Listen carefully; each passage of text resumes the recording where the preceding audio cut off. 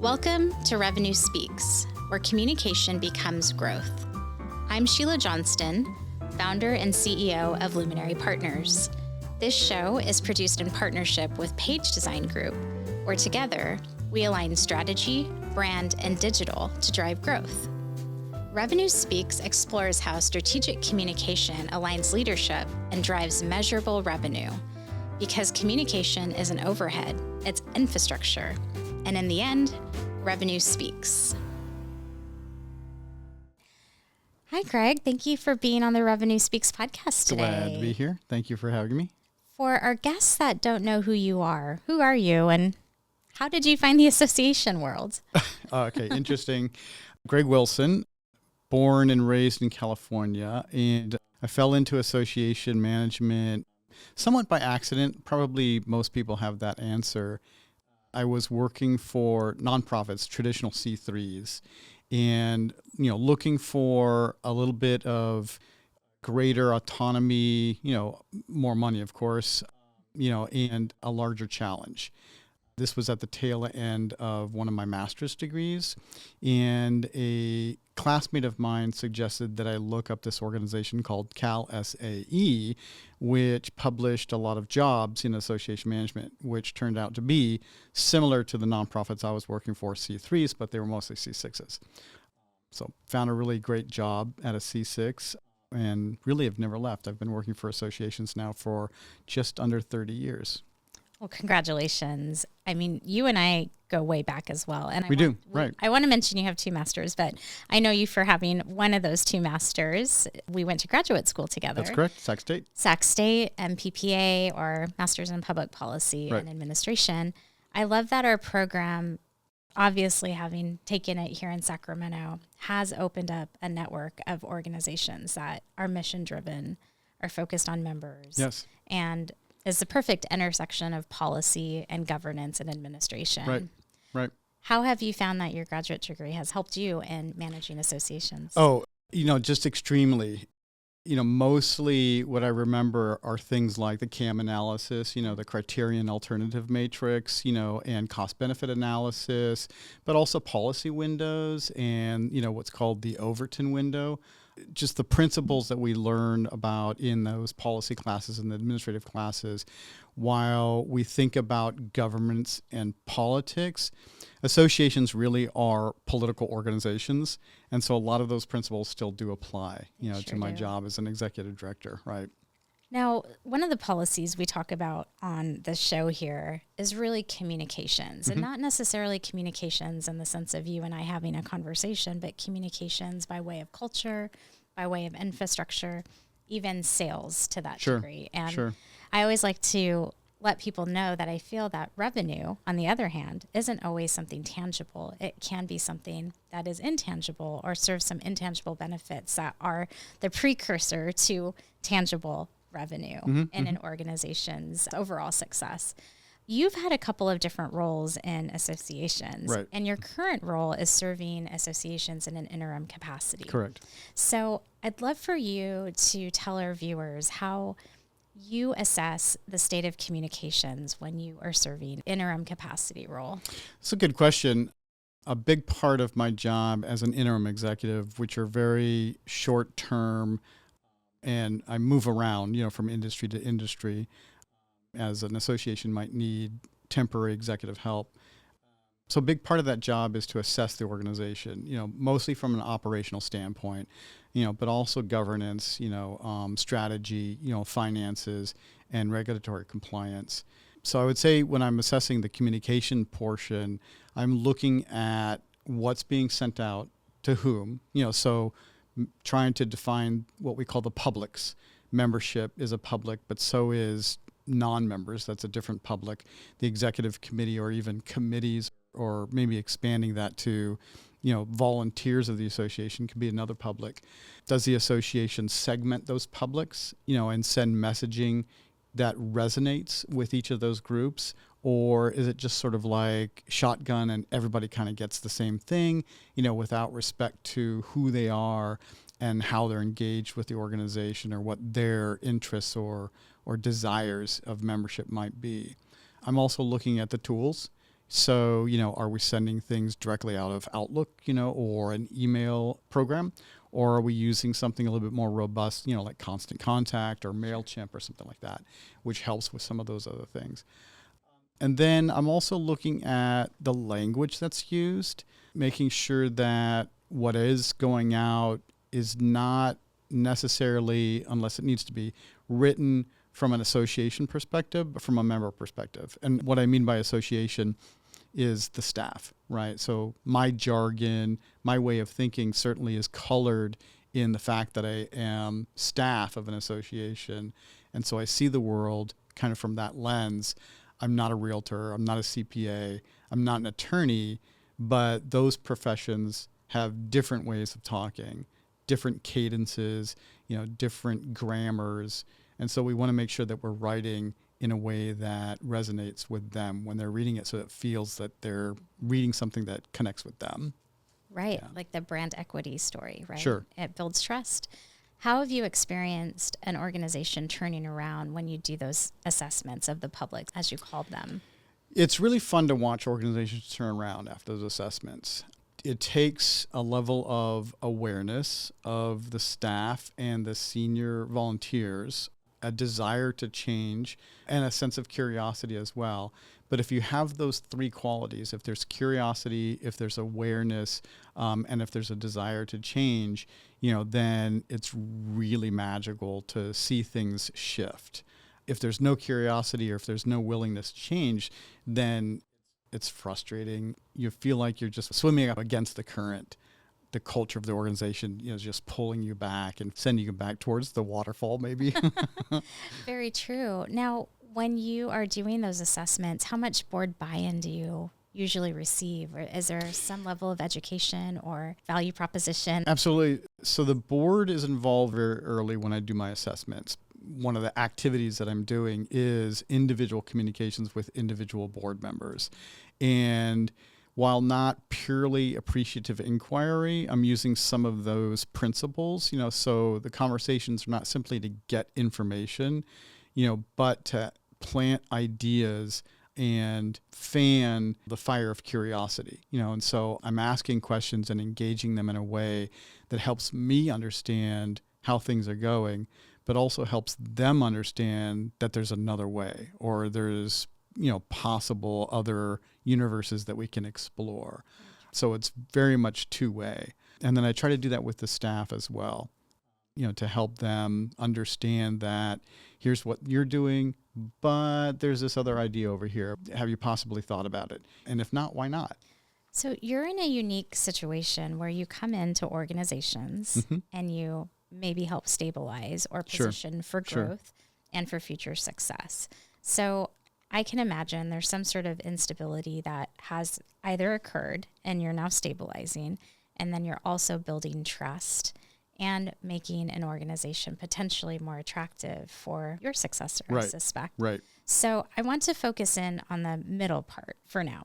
You're well into your interim executive program with your associations, and the staff is getting to trust you. How have you intertwined a positive communications culture by way of external communications and internal communications to help the staff just put them at ease, to inspire them? Where have you seen culture shift because of the infrastructure you are promoting? I think that culture is really hard to change. Where I have introduced changes to processes, operations, policies, very rarely to the bylaws, because I try not to make too big of a change when I'm there as an interim. I'm temporary. It's been on the fringes, which really doesn't shift culture greatly. Mostly what I find is a lack of curiosity in the associations that I go into. I think if I was going to wish for one change generally in associations, it would be like, let's all be a little bit more curious, about things, ask more questions. But as I introduce changes, what I do see is a positive shift, typically in the staff and the senior volunteers, that there's a brighter future. You spoke about, creating an organization that's more attractive to my successor. That's part of it, that this is an organization that has a bright future. that has an impactful future. Hopefully people want to be involved in it, not just staff, but volunteers as well. Very true. Focusing a little bit more on the culture of communications specifically, have you been able to help staff see their own organization differently by way of the shifts that you've implemented yourself and taught others? Oh, sure. Yeah. So going back to what I was talking about earlier, which is, my default setting is as an association executive. And so how I speak and the words I use are colored by that background, by those 30 years, right?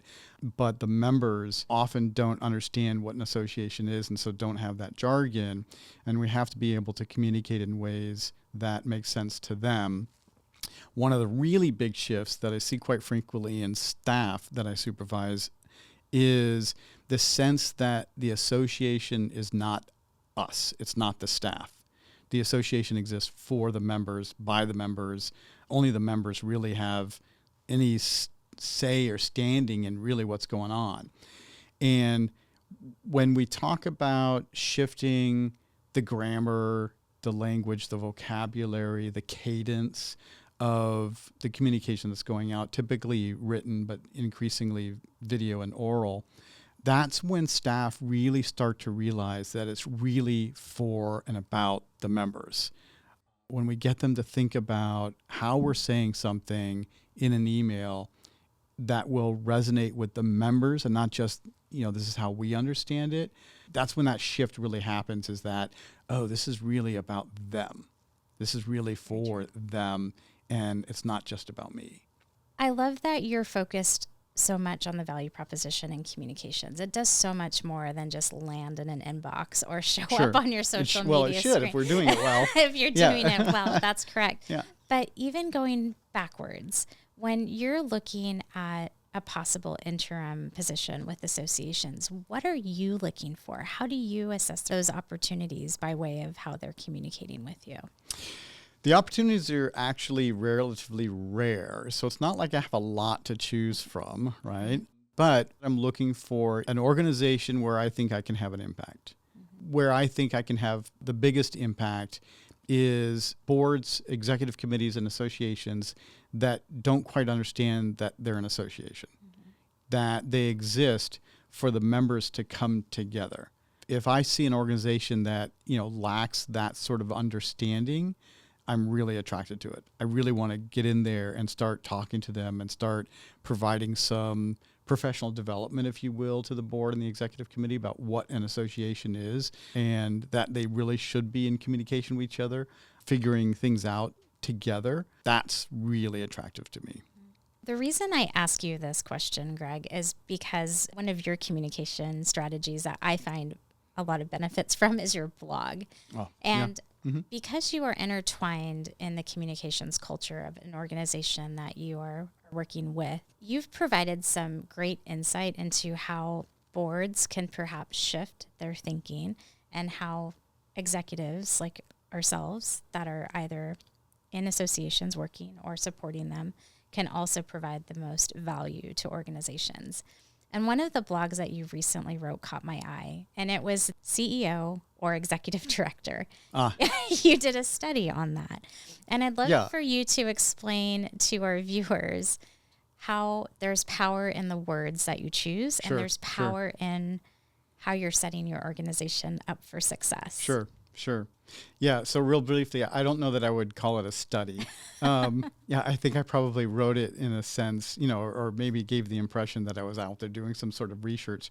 But really, all I did was download 40 or 50,000 electronic records from the IRS, which is publicly available, right? And then scanned for who's signing that tax return on behalf of the organization and counting the times that the title was CEO versus how many times it was executive director.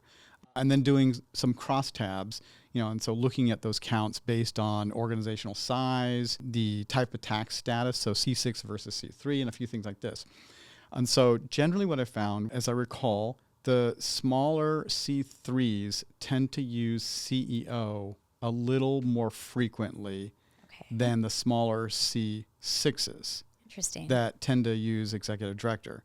but that both organizations, as they grow in size, measured by revenue, Sure. the larger the organization, the more likely the chief executive is using the title as CEO. Okay. And so my hypothesis, and basically what I'm supposing from this data, was that title of CEO comes with a sort of cloak of greater executiveness than the title of executive director does.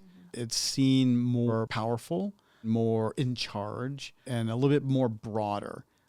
And that the smaller organizations that are using that title are probably doing so in a way to provide a sense of support to the external world of who their executive is. That this is an important person, somebody that should be trusted, that should be listened to, particularly in the C3s, because what's different about the C3s is the funding, right? Right. The C3s rely on donations, whereas C6s rely typically on member dues and, what we call non-dues revenue. Correct. Which still comes from the members, so it's still just Yes. member dues, but in a different form. That's a different podcast.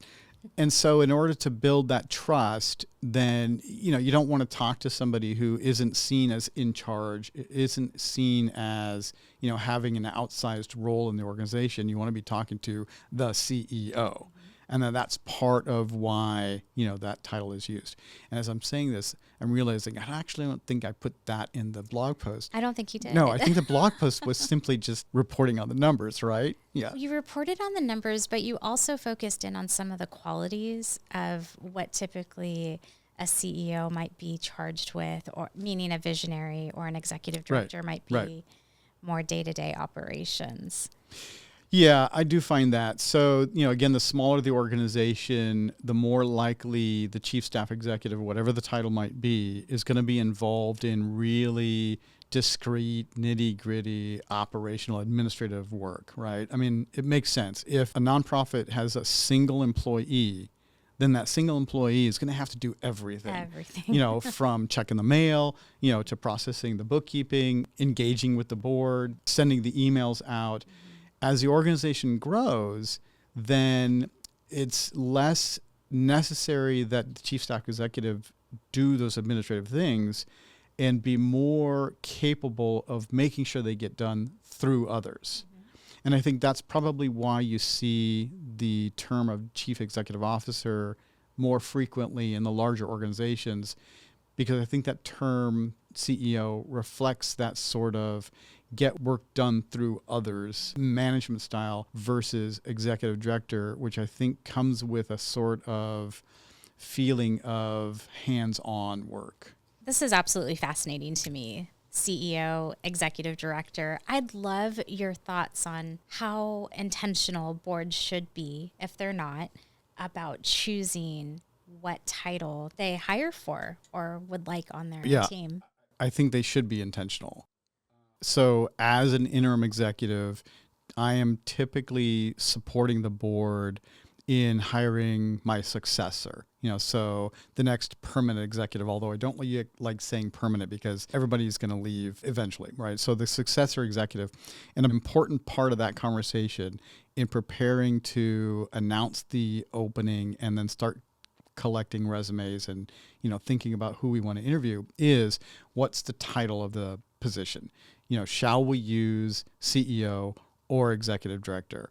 And I typically walk them through a conversation about what it feels like. And I'm asking them, how do they feel about calling their chief staff executive director versus CEO? It's not my decision. It's their decision. It's their position. It's their association, but I do want them to put some thought into this.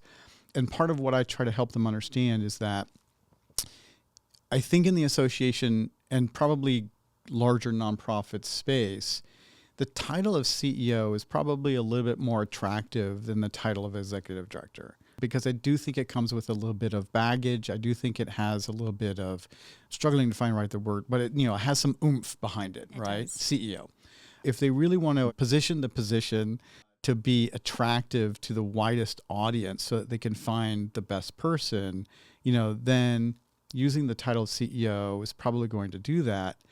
However, it also comes with the presumption that it's a little less hands-on. And so that's really kind of part of the conversation we're having here is that, if this is somebody who's going to be processing payroll every 2 weeks, right? Or maybe involved in some of the bookkeeping, that might not be CEO. Right. So maybe executive director makes a little bit more sense. Right. But there's a trade-off, right? Yeah. And it's true because thinking even beyond these two titles of chief executive officer or executive director, titles have the power to change the way an organization functions. And that's an extension of our thesis here on this podcast is communications as infrastructure. And I'd love for you to talk about how you assess how infrastructure might improve by way of having these conversations internally with teams or with boards.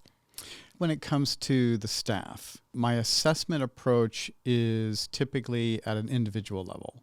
I also use a lot of personality assessments. Like I love DISC, and I love the Big Five, and predictive index, and things like that. And so if I have an idea about who somebody is as an employee, and then I notice that title is important to them, we have a conversation about that. And I try to redirect their attention away from their title to how they're supporting the organization and the positive outcomes that members are gaining because of their work and their support to the organization. So I try to redirect staff away from thinking too much about the title, more about like what they're actually doing. Right. And that's an important conversation to have. Sure. Because it goes back to culture. Sure. It goes back to buy-in. And maybe there has been some sort of misalignment of roles, responsibilities. Oh, absolutely. Functions, yeah. Right? All the time. Now, one of your other blogs had this kind of proposition that I'm suggesting, and that's words matter, titles matter. And when it comes to you handing off the baton after you've finished or about to complete your interim role with an association, you have a different strategy for handing back over the organization. I don't believe you do a binder, or do you do a binder when you leave? Yeah, no, I do. You do a binder, okay. Yeah, I do a binder. You do a binder. Every organization gets a binder from me, yeah. Now, do you cater this binder to the organization, or how are you communicating the state of the organization and your successor should handle? Yeah, so the binder is part of the handoff. It's one of the tangible aspects. If I can, I make it red because I also, talking about communication and like making sure that we're sending the right message, because I want to kind of draw some importance to it, right? So like, first aid kits are red, go bags are red. There's urgency. Right. But it also stands out because most binders are probably going to be white, maybe blue. Few binders are actually going to be red, right? And so in an emergency, and I'm kind of really thinking here about like there's a fire, right? If you're going to grab one thing out of the executive director's office, make it that red binder, right? Grab it because that binder will have copies of the latest tax returns, filings with the Secretary of State, the Attorney General. It will have an org chart. It will have job descriptions for all of the employees. It will have, if it fits, the last 12 months of board minutes, longer if the minutes are really thin, the strategic plan, all of the really important documents of the association that will tell a third-party external observer what's going on, right? Then it also has a page for passwords and websites, usernames. Those can be encrypted, or it can be simply pointing to on the server where you might find an encrypted file, or describe if it's LastPass or something like that. We're using describe how to access some of those passwords. It will also include a multi-page document that describes what's going on in the organization, some of the interpersonal relationships that are important to keep in mind, some of the history and bio of the key volunteers like board members and executive committee members, but also the major projects, and also some of the items of risk that could come up. One organization, tax returns were filed a little late. So when I got there, I had to catch up on the tax returns. That warranted a paragraph in this document that I'm describing, that I'm writing, that, hey, by the way, the tax returns were filed late, and so if the IRS, sends a little notice a couple of years from now because they're typically behind, this is what's going on. And so it's designed for the next executive, the successor, to be able to have a ready reference about some of the more important issues or things to keep in mind that they likely will have to deal with. That's very kind of you. And it's very necessary, right? I think everybody at an association, whether it's the executive director, or a receptionist or membership person, owes this kind of responsibility to their successor. To help the successor be successful, you have to be able to transfer that knowledge and that information. Well, you're essentially putting the infrastructure of an organization in a binder, it sounds Absolutely like. Right. Yeah, for sure. And that's invaluable. And how often should this be updated? Oh, usually I'm creating it because usually there doesn't already exist, and then I suggest at least once or twice a year, not too often, right? Because things don't change that often, really. If the bylaws are updated, throw the updated bylaws in that binder. If the statement of information is updated with the Secretary of State, pull the old SI 100 out and put the new SI 100 in, right? Now, I want to switch for a moment from your perspective as an interim, and I would like you to dream with me. Okay. If you were to design a association, how would communications show up in a brand new association? Poised to succeed, poised to welcome a brand new set of members. What would it look like to you? This is good. So first, I'm a cusper, which means, I was born right in between the boomers and the Gen X, right? Okay. Yeah, I have qualities of Gen X and I have qualities of boomers. Okay. When it comes to interacting with people, I'm more boomer. So my ideal association would involve a lot of in-person interaction rather than asynchronous online. Zoom calls maybe, yeah. But really for targeted specific purposes. But when it comes to bringing people together and developing a shared vision, and a shared future, that would absolutely be in person. Lightly facilitated, so it doesn't turn into a lecture and it doesn't turn into a dry learning situation, but really engage people in conversation. It would involve training them on the difference between dialogue versus debate. Right? That dialogue is much more open-ended. It's like qualitative analysis, and debate is a little bit more for a purpose. It's more quantitative. We're debating in order to come to a decision, and so debate needs to follow dialogue. So when we're first forming the association, we're doing a lot more dialogue and staying open to the possibility of whatever might be. Absolutely.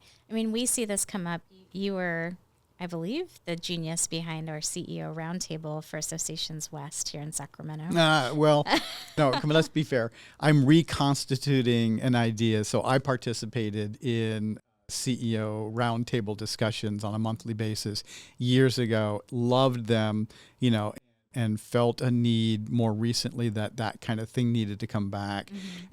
Honestly, we're all kind of tired of Zoom calls. Yes, we are.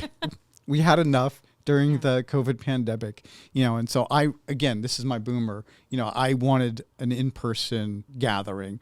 And so I'm just reconstituting something that CAE did before they changed their names to Association West, and rebranded themselves. So I can't take credit. Okay. I did get it started again. You did. And thank you for that. Yeah. And I bring that up because that table that we sit around is a really great way for executives that are getting ready to start a new association or take a new job at an association. We bounce those ideas off of each other. And most of the answers are, if it were me, I would do this to change that. And those infrastructure conversations are invaluable to our respective abilities to implement success over a long period of time. Sure. And it all starts with communication. Right. It starts with brainstorming. Right. Thinking outside the box. It's a beautiful system. What I really like about those monthly sessions, the 10 or 12 people that are sitting around the table, maybe it's 15 every once in a while, we ask so many questions. I don't know if you've noticed this when you participate, but, somebody throws out an idea, I'm struggling with this, whatever it might be. And typically our reaction to everybody else sitting around the table is to ask more questions. Yes. We're not typically going, oh, we'll do this. Exactly. There's this exploratory nature of the conversations that we have. And even the questions that get asked are aha moments for folks that are sitting around the table. Yeah, I feel like we've all been able to have more of an impact by communicating Certainly. more. We're all growing. We are all growing, and we all help each other out. And Right. that's what communications has the power to do, is strengthen and stabilize or grow. Yes. Greg, it's been really nice having you on the show. It's been a pleasure. And before I let you go, because you can't go yet, I always like to ask our guests first draft thinking questions. Okay. You are a very successful leader in the association space, and you've created some pretty incredible impact and inspired many others to follow in your Thank you. footsteps. These questions are rapid fire. They're meant to be reflection points, so no pressure to answer right. We just want to hear what's top of mind for you. So, as an association executive, what is one thing that has become clearer over time?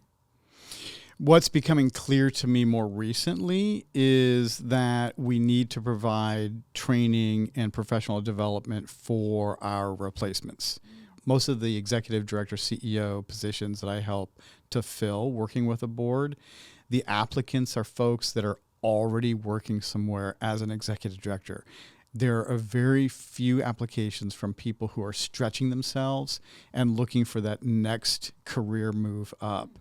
And I would love to see more deputy directors, divisional department directors apply for CEO, executive director jobs and stretch themselves, into a higher role. What do you think is stopping them currently? I haven't talked to very many, but my guess is that there's a dearth really of planned professional development programs. I think that we expect executive directors to kind of learn on the job, and that there isn't, sort of formal or even really informal programs where somebody can go through a cohort over the course of, say, 12 months, to understand what it means to be an executive director of an association. Right. That's very insightful. As an interim association executive director, what has ended up mattering more than you expected? Relationships. Really? Yes. When a board or typically a president or a treasurer or something like that reaches out first to me, to talk about the possibility of coming on as an interim, and I start to talk to them via email, and then it turns into a Zoom call, and sometimes there's an in-person meeting. Mostly what they're looking for is, a sense of trust that this is somebody who can do the job, right? I'm usually not asking too many questions about what's going on, right? Where do they want the organization to go? I'm usually asking questions about, how do they like to engage with the executive director, right? It's that relationship piece. It goes back to communication, right? Ground setting. Yeah. How can they be comfortable that I can help them? It's all about preferences towards phone call, Zoom, email, text message. How can I help them feel at ease that I can actually help them? Yeah, because I bet by you even asking that question, you're able to help them heal some wounds if there are some. Sure. And it gives me insight. Interestingly, I had one organization that was a little nervous putting things in email, which was a little odd. Like they almost immediately wanted to go to Zoom calls or phone calls. And I learned later it was because there just was a lot of distrust in the organization, and emails got leaked. They got sent outside the organizations, which was really bad. Don't do that. They were nervous putting things in writing. Right. Trust should be established early and often. Absolutely. Right. Where have you experienced communications making a difference that you didn't previously anticipate? With me, actually. Yeah. How so? And I'm a boomer. I'm also introverted and I'm very bookish. I really prefer long form written instead of like quick rap. Like this is making me nervous. Sorry. No, it's fine. And that comes off, I think, to a lot of people as a little cold, as a little disinterested, right? Sure. And so what I've learned, particularly in my supervision of others, is to put some of that work aside and approach my direct reports and my coworkers, as people first, talk about sports, talk about the weather, stuff that introverts typically don't like to talk about. I mean, that's a stereotype, right? But to really sort of engage with them as human beings, and as people that have lives outside of work, instead of just immediately going to, okay, what's on the docket today? What do we have to get done? Yes. Right. Yeah. One of the greatest compliments I ever received was from a former boss, and it was obviously pre-COVID, so we were in office 5 days a week. Right. But he once told me, he said, "Oh, I know when Sheila's in the office because she was talking to everyone coming down the hall for the first 30 minutes of the day, right?" The social butterfly. Good. I am, and I loved it. It was See, such you're a the compliment. opposite of me, right? So when I got to the office, I went straight to my desk and I got straight to work, right? And I was the CFO. Yeah. Of an organization with 100 employees, Right. And 18 locations around California. And so this mentor, Joe Lindercrow, basically said, you need to stop going straight to your office. What you need to do is you need to turn left, because my office was to the right, turn left and go through the entire building and say hi to everybody who's already there first. Before I got to my office. Yes. And oh my God, it was the most frustrating thing the first couple times I was doing it, because it took me 45 minutes. And I'm like, I just wasted 45 minutes a day. Like, I could get work done. But I realized that then those relationships were so much easier, so much stronger. better, You right? did. So much stronger that we got more done in the long term. Yeah. I love that. Well done for making that change. Do you still do that now? I do. Good. Right. Whoever's in the office first, I make sure to say hi to them as I'm arriving. And then I've got one ear open, so I hear the door, so if somebody arrives, I make sure, okay, I'm going to go say hi to that person because they just got here. They didn't get a hello yet. It really establishes a deeper foundation Absolutely. for trust. When I used to do that as well at a different office, the team would then start to check on me because I wasn't coming out of my office. I was too busy with meetings, and they would remind me to eat lunch. Yeah. They would remind me to go home. It's funny. They got your back. They got my back. Yeah. It's the little things when it comes Right. to communications. What advice would you give to a leader that's navigating some sort of communication challenge, or the revenue isn't growing? Where would you advise them to look first if things aren't changing? With themselves. Yeah, that's an easy one. I think that we can know ourselves better than other people. But in order to be effective with other folks, we have to be sure about where we're coming from. We have to be sure about our motivations, why we're wanting a particular change, right? And how we're involved in the organization, in the project, in the strategy, whatever it might be. So start with yourself to make sure that you are really being honest, with your involvement in the project, whatever it might be, and then only then start engaging with others. That probably goes back to knowing yourself, doing the personality assessments, right? Oh, sure. Yeah. Understanding at what point of day you could be most effective. Sure. If at all. Sure. Look in the mirror, right? I feel like Michael Jackson has been playing everywhere I've been going, and we've had some side conversations about that today, but Man in the Mirror, right? Is one of his songs that is really popular, but also so simple. Yeah, but I mean, high EQ is so important in executive leadership, right? Being aware of how you present to others, being aware of your own emotions and making sure, that you're sending the right messages, both subtle, and unspoken, as well as whatever you're putting in an email. Very, very true. Last question for you, Greg. Okay. And I would like you to finish this sentence. Growth comes from? Growth comes from challenge, confusion, adversity. Probably I should explain some of those. Please. I'm a big believer in confusion in education and learning, that if you're confused by something, then it causes you to step back and look at like the bigger picture. Think about like a maze, right? So you're confused by the maze and you thought, oh, I've gone down this road before. Really what you want to do in your mind is kind of like, get a bird's eye view, right? And so that same thing happens in non-maze, confusing environment. Something comes up and all of a sudden you're like, oh, wow, I don't expect this. It causes you to kind of reorient and scan to figure out where you are in the world, and then orient yourself, and you'll learn from that. And then with adversity and challenge, understand that you can get through something. If you never challenge yourself, then you never find your boundaries, you never find your limits. But also, if you do get through a challenge, you gain confidence, and you gain knowledge in that, so that if you're faced with another challenge, you're able to face that next challenge with a little bit more confidence, right? A little bit more self-awareness about how to accomplish it. How to get through it. Yeah. I mean, revenue is growth, and starting with those conversations of how you can grow is how you grow, correct? Sure. Well, Greg, it's been a pleasure having you on the show today. How can people find you? Where can they learn more about your services and how you help associations? I'm based out of Sacramento, but I could go anywhere. I have a website. It's my name, gregjwilson.com. I'm on LinkedIn as Greg Wilson, CAE. And my blog post is on Substack, gregwilson.substack.com. Yes, yeah. And I highly recommend to our listeners that they read it. You have some great nuggets of information. And readers can even find out more about your extracurricular hobbies like improv. Yeah, there was an 8-week class, and we did our final performance, I think, last week. How did it go? It was really fun. Yeah? Yeah. Would you do it again? Maybe. Okay. Maybe. Yeah. Well, thanks for being on the show, Greg. Always My a pleasure. Yeah, it was good to be here. You did great. Thank you. Thank you. Thanks for listening. We invite you to subscribe to this podcast and take our Revenue Alignment Assessment, a short strategic diagnostic for mission-driven executives.